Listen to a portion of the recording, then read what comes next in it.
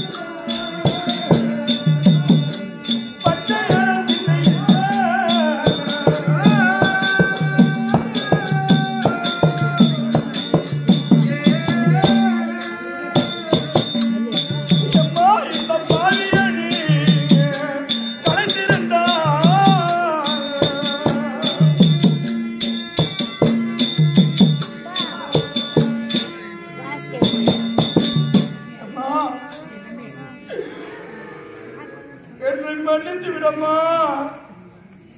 கற்பூரத்தில் இந்த கருவிலே என்னை கலந்திருந்தா எனக்கு இந்த கஷ்டம் வந்து சேர்ந்திருக்காங்கம்மா. 30 நாளையிலே பச்சளத்தில் இந்த பாவியை கலந்திருக்க கூடாதா? நான் கருவிலே அழைஞ்சிருந்தா இந்த எனக்கு கஷ்டம் வந்துருக்குமா அம்மா? என்னை மன்னித்து விடம்மா, என்னை மன்னித்து விடு. அது குந்தி வயிற்றிலா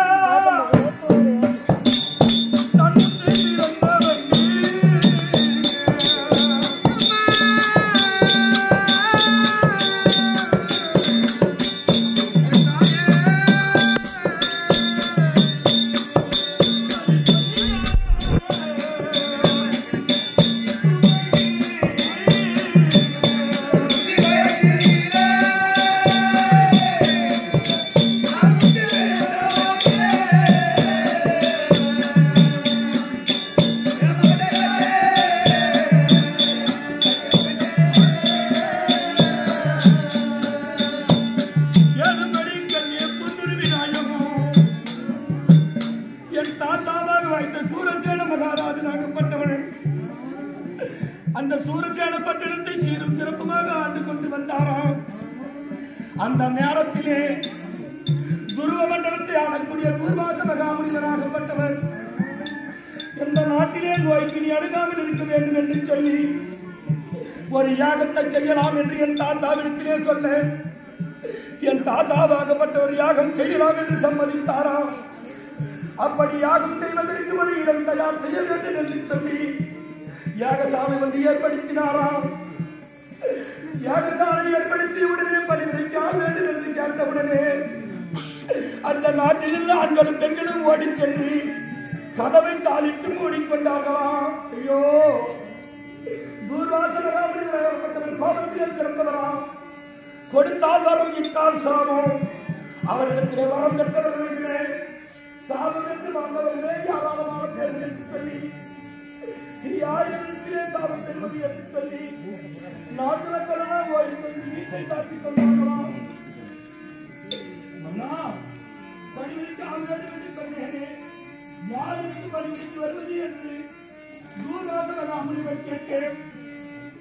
நான் யாரை என்று தெரியாமல் நினைத்துக் கொண்டிருக்கிறேன் என்று என் தாத்தாவாக வைத்து சூரசேன மகாராஜனாகப்பட்டவர் முனிவரிடத்திலே சொன்னார்.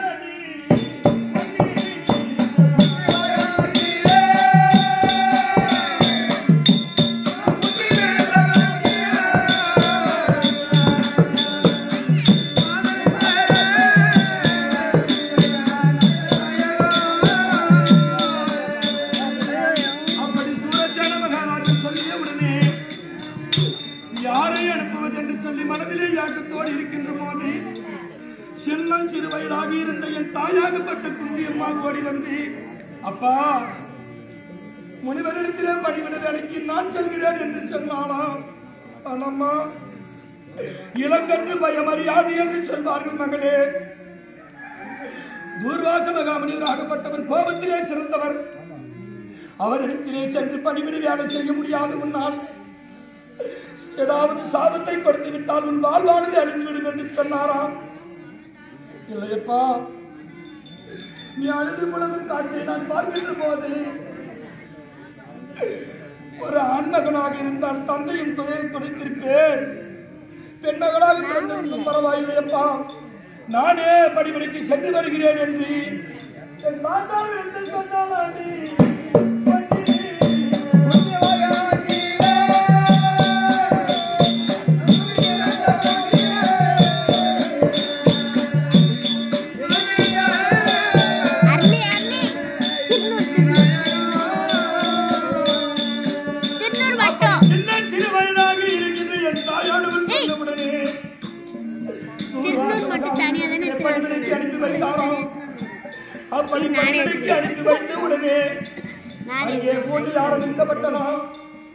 பூஜை ஆரம்பித்தவுடனே குழந்தாய் எனக்கு இந்த பொருள் வேண்டும் என்று நினைத்தாலே என் தாயானவள் மலர் என்று நினைத்தால் மலரை கொடுத்து விடுவாரா?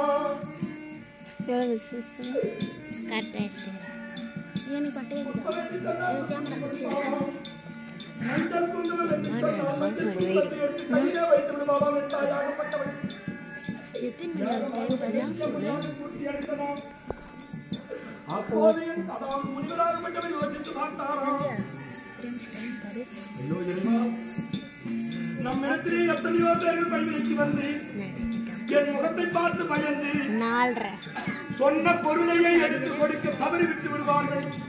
நான் கோபத்தில் அவர்களுக்கு சாபத்தை கொடுத்து விடுவேன். ஆனால் இந்த குழந்தையாகப்பட்டது இந்த சின்ன சிறு வயதிலே நினைக்கின்ற பொருளை எடுத்து கொடுக்கிறது என்று சொல்லி ஆனந்தத்தோடு அந்த பூஜையை முடித்தாராம். அந்த பூஜை முடியும் தருணம் செம்மையாக யாகத்தை பூர்த்தி செய்துவிட்டு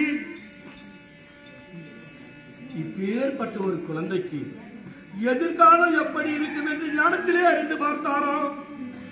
ஐயோ இறைவா, தேவதேவா தேவரில் மூவா மூவரில் வருவா முச்சுடரான கடவுளே, இப்பேற்பட்ட ஞானம் உள்ள குழந்தைக்கு பிற்காலத்திலே என்னென்ன இடர்கள் போகிறது தெரியுமா என்று சொல்லி இதற்கு ஏதாவது நாம் உபாயம் செய்யலாமே, ஏதாவது நாம் செய்துவிட்டு போனால் தான் நம் பேர் இருக்கும் அப்படி என்று சொல்லி அந்த தூர்வாச மகாமுனிவர் ஆகப்பட்டவர் என் தாய் செய்த பணிவிடையை நிறுத்தி 5 மந்திரங்களை கொடுத்தாலே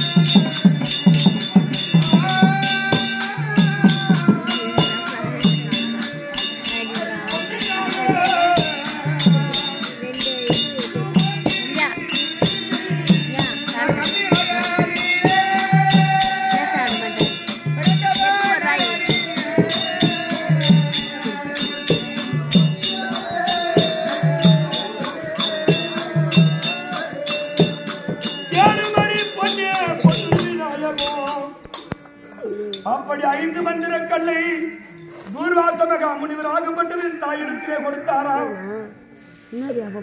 அந்த மந்திரக்கல்லின் மகிமை என் தாய்க்கு தெரியாதாம். இந்த மந்திரக்கல்லை கொடுத்திருக்கிறாரே, இது படிக்குமோ படிக்காதோ தெரியாது. இதனால் என்ன விளைவு நேரும் என்று என் தாய்க்கு தெரியாது. அந்த குழந்தை பருவம் ஐயோ இந்த மந்திரக்கல்லை கொடுத்தாரே, எது நினைச்சாலும் கிடைக்குன்னு சொன்னாரே, இது இரவு பொழுதாக இருக்கிறதே கடவுளே, இந்த இரவு நேரத்திலே சந்திர பகவான் வானத்திலே வருவார். இந்த மந்திரத்தின் பலனாக சூரியன் வருவாரா? அப்படி என்று என் தாயானவள் அறியாத வயசிலே யோசித்து ஓம் சூர்யாய நமக ஓம் சூரிய தேவனாய நமக என்று சொல்லி 3 முறை என் தாயானவள் சொன்னவளே சூரிய தேவனாக மட்டும் இது இரவு நேரம் ஆயிற்று.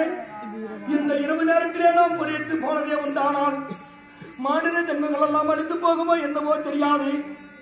எந்த உருவத்திலே நாம் போகக்கூடாது என்று சொல்லி பிராமண வடிவம் எடுத்து 2 கால் இல்லாத அருண பகவான் தேர் நடத்த அந்த தேர்தட்டிலே இந்த பிராமண வடிவத்திலே சூரிய தேவனாகப்பட்டவன் இருளோட்டியாகிய சூரிய தேவனாகப்பட்டவன் பொன்னி அதிகாலை என்று சொல்லக்கூடிய விடிகாலை முன்னமே என் தாயிரத்தில் வந்தானே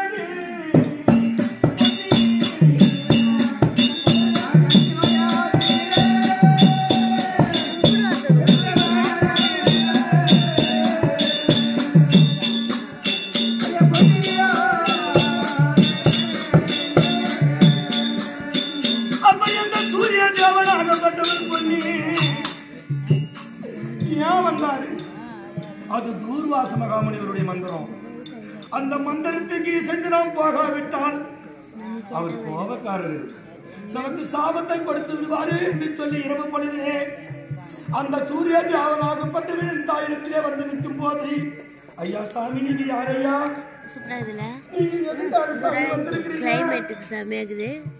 அப்படி என்று என் தாயானவள் கேட்கும் போது, நீதான் நினைச்சியா இந்த சூரிய மந்திரத்தை நீதான் கொடுத்தையா, இந்த மந்திரத்தின் பலன் உனக்கு தெரியுமா தெரியாது சாமி. முனிவராகப்பட்டவர் கொடுத்த அந்த மந்திரங்கள் பலிக்குமோ பலிக்காதோ என்று சொல்லி சோதித்து பார்க்கலாம் என்று போட்டேன் சுவாமி. அதனுடைய பலன் எனக்கு தெரியாது சாமி. இந்த வார்த்தையை கேட்டவுடனே சூரிய தேவனாகப்பட்டவர் சொன்னாராம், அவர் கொடுத்த மந்திரம் நீ என்னை உச்சரித்தவுடனே உனக்கு ஒரு குழந்தையை நான் தர வேண்டும், இதுதான் அந்த மந்திரத்தின் பலன் என்று சொல்லும் போது, அப்பா குழந்தை பருவமாக இருக்கிறேனே கடவுளே, எப்படி உன்னிடத்தில் குழந்தை பெற முடியும்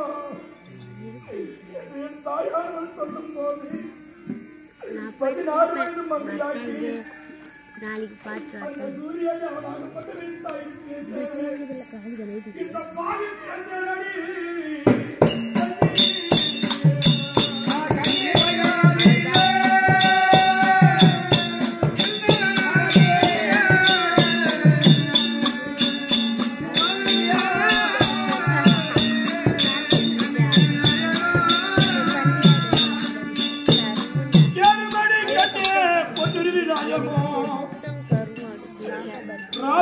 இரவிலே தங்காது என்று சொல்வார்கள்.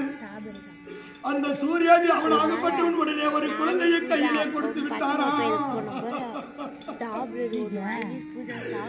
குழந்தையை கையிலே கொடுத்த உடனே மீண்டும் குழந்தையாக மாறிவிட்டாளா என் தாயாகப்பட்டவன். என் அம்மா ஒரு குழந்தை, அந்த குழந்தையின் கையிலே ஒரு குழந்தை கிடப்பதை பார்த்தால் நிந்தனை வருகிறது.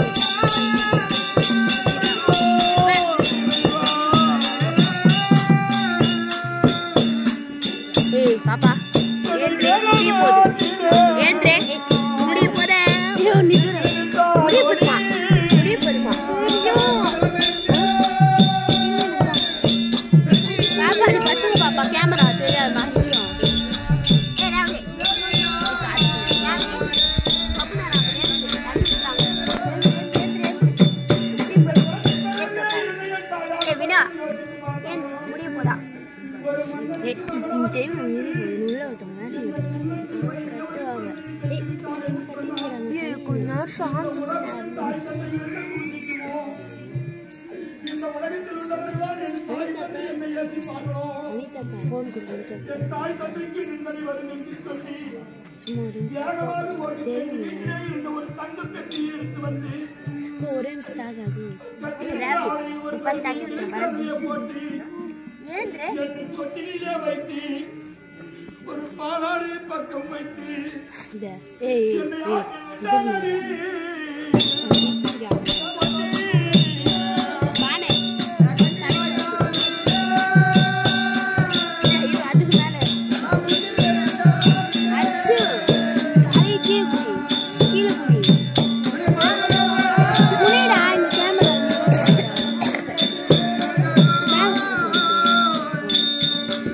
ஏனும் பொண்ணே பொன்னிரு விநாயகம் அந்த பெட்டியை ஆற்றிலே விட்டவுடனே இரவுக்கு இரவாகவே அந்த பெட்டி வந்து கொண்டிருக்கிறதா பெட்டிக்குள்ளே குவா குவா என்று கத்திக் கொண்டிருக்கிறேனா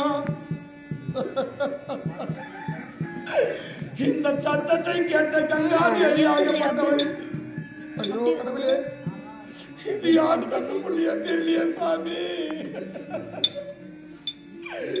நான் ஜலமாக ஓடிக்கொண்டிருக்கிறேனே ஒரு பெண்ணாக இருந்திருந்தால் தாவி அழைத்து அதை பாராட்டி சீராட்டி தாளாட்டி அதன் அழுகை குரலை நிறுத்தி இருப்பேனே கடவுளே இதன் அழுகையை நான் எப்படி அழைப்பது என்று சொல்லி அவன் அலையால் அலை அடித்து எனக்கு அருமை தாளாட்டி பாடி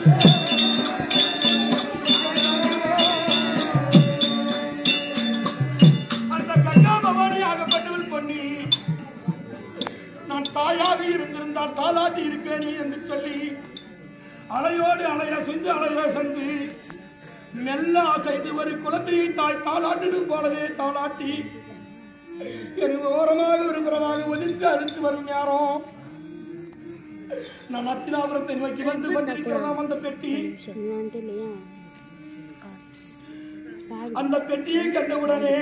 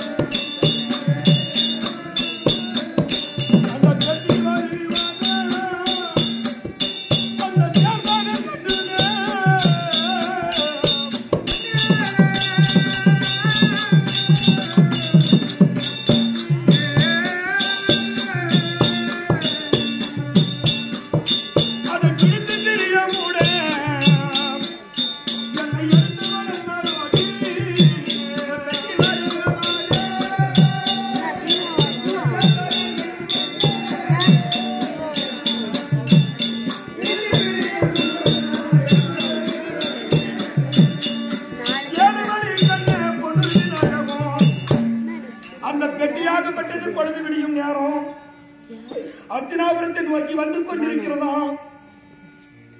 அந்த பெட்டி வருவதை பார்த்தாரா யாரு தேர்பாகன் என் பெரிய திருதராஷ்டிர மகாராஜனுக்கு இரு கண்களும் குருடா பார்வையில்லாத என் தந்தையை குளிப்பாட்டுவதற்காகவே இந்த தேர்பாகன் ஆற்றங்கரைக்கு அழைத்து வருவார். அப்படி அழைத்து வரும்போது மகாராஜா ஒரு பெட்டி வருதையா அந்த சூரிய ஜாகனாக பார்த்து உலகிற்கெல்லாம் ஒளி ஒளியும் அந்த தங்க பெட்டிக்கு மத்திர ஒரு தனி ஒளி தந்தாராம். இதை பார்த்தாரா தேர்பாகன் மகாராஜா பல பலவென்று தகதகவென்று மின்னிக் கொண்டு வருகிறது மகாராஜா ஒரு தங்க பெட்டி தான் அப்படின்னு சொன்ன உடனே பெரியப்பா பார்த்தாரா தேர்பாகா பெட்டியே தங்கமா பெட்டியே தங்கம் என்றால் அதன் உள்ளே இருப்பது விலை உயர்ந்த பொருளாயிருக்கும். நீ இல்லாதவன் பெட்டியை மட்டும் எங்கிட்ட கொடுத்துட்டு இது அது எது இருந்தாலும் நீ எடுத்துக்கடா அப்படி என்று சொன்னாராம். இந்த வார்த்தையை கேட்டவுடனே தேர்வாகலாம் ஓடி சென்று கட்டி வந்து பார்க்கின்ற போது இந்த பாலதான்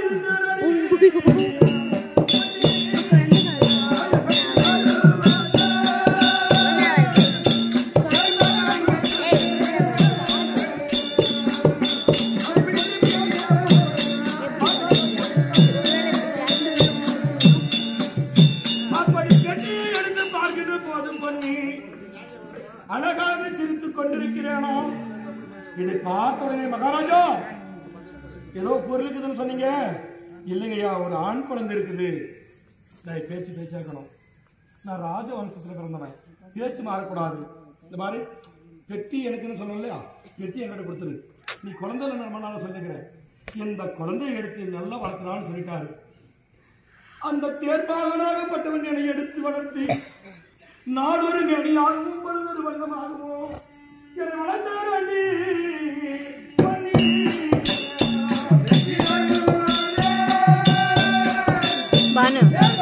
மூஞ்சிதான் தெரியல. பரவாயில்லையா?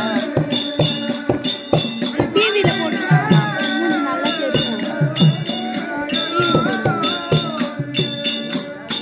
அப்படி தவழ்ந்து நடக்கும் பருவம். அந்த தவழ்ந்து நடக்கும் போது அப்படியே விளையாடுறது குடும்பம் அப்படியே தவழ்ந்து விளையாடுக்கிறேன். அன்னைக்கு ஒரு பொட்டியில ஒரு குழந்தை கிடைச்சு இருக்குதாடா, நல்லா நல்லா இருக்கா அப்படின்னு எங்க பெரியப்பா கேட்டுக்கிறாரு. மகாராஜா, இங்கதான் அந்த குழந்தை விளையாடுது, இங்கதான் அந்த குழந்தை விளையாடுது அப்படின்னு சொன்ன உடனே எங்க பெரியப்பா என்ன ஆசையா தூக்குறதுக்காக ஏ கண்ணே டே ராஜா வாடான்னு இப்படி கை நீட்டுகிறாரு. என்னிடத்திலே யாரோ யாச்சகம் கேட்கிறார்கள் என்று சொல்லி என் தலையிலே இருந்த ஒரு ஜடப்பிள்ளையை எடுத்து என் பெரியாப்பின் கையிலே வைத்து விட்டேனா? தேர்ப்பாகா, இது சாதாரண குழந்தை கிடையாதுடா, தர்மத்தில் மிகுந்த குழந்தையாகவே வளருண்டா. நான் ஆசையா அந்த குழந்தைய தூக்கலான்னு கையாந்துறேன். நம்ம கிட்ட யாரோ பிச்சை கேட்கறாங்கன்னு நினைச்சு தலையில் இருந்த ஜடப்பில் எடுத்து வைக்குதே. இது பிற்காலத்தில் ஒரு கொடைவல்லனாக வளரும்.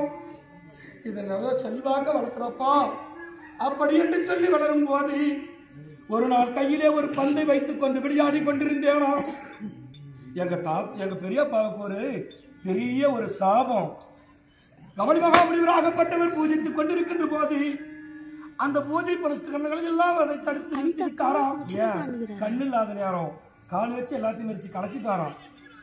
அப்ப அந்த முனிவர் கொடுத்த சாபம், நாய் தின்ற சோத்துல மண்ணு போடுற மாதிரி பண்ணிட்டு பத்தியா, ஒரு பிடி சாதம் உண்டதே, ஆனால் மறுபடி அது புழுவாக போகட்டும் என்று சொல்லி என் பெரியப்பாவுக்கு சாபத்தை கொடுத்திருந்தார்களாம். ஒரு மனுஷன் சாப்பிடணும்னா 32 பிடி அன்னம் சாப்பிடணுமா. அதனால 32 கலசத்துல சாப்பாடு வச்சிருப்பாங்களாம். அதுல ஒரு பிடி எடுத்து சாப்பிட்டாருன்னா மறுபடியும் அது புழுவாயிரும்.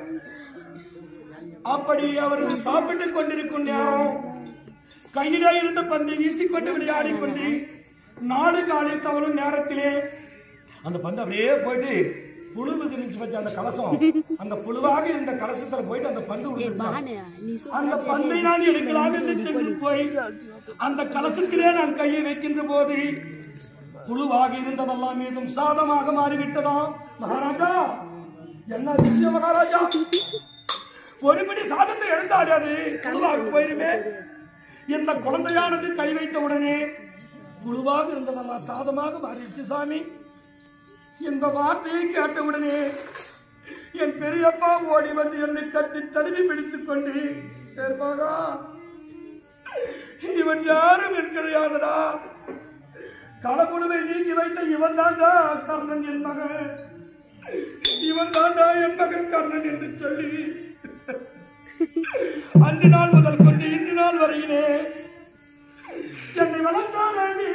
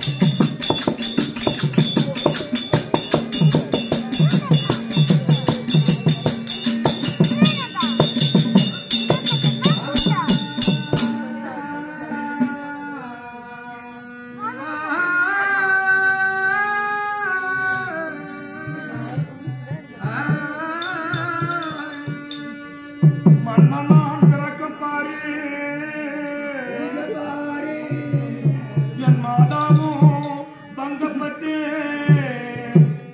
என்னையோ ஹரிஷ் ஹரிஷ் வேலையில் வைத்து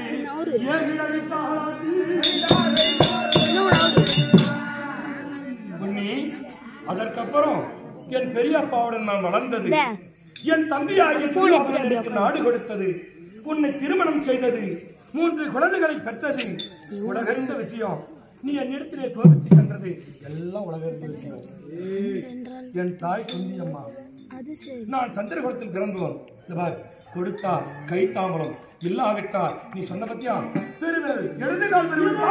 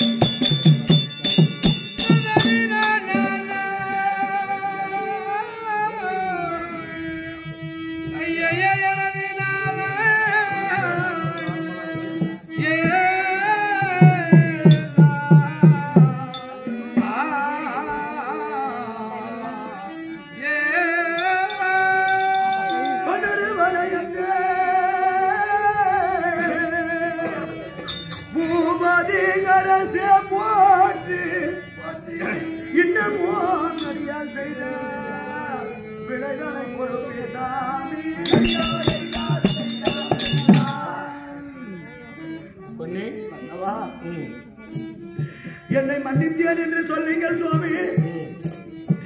அறிந்தோ அறியாமலோ தெரிந்தோ தெரியாமலோ நான் தவறு செய்து விட்டேன் மன்னா. எல்லாம் நல்லா கேட்டுக்கப்பா. எத்தனையோ பொம்மநாட்டிங்க அப்படித்தான் எல்லாம் செஞ்சிருவாங்களாம், செய்யறதெல்லாம் செஞ்சிருவாங்களாம். அரசியல் வந்து கவலை பிடிச்சிக்கின்னு தவறு தெரிஞ்சோ தெரியாதோ செஞ்சுட்டு சொன்னா நம்ம ஏற்றுக்கணும் எல்லாத்தையும். இப்ப நியாயம் பேசுறிய ஊர் நியாயமா ஊர் நியாயமா?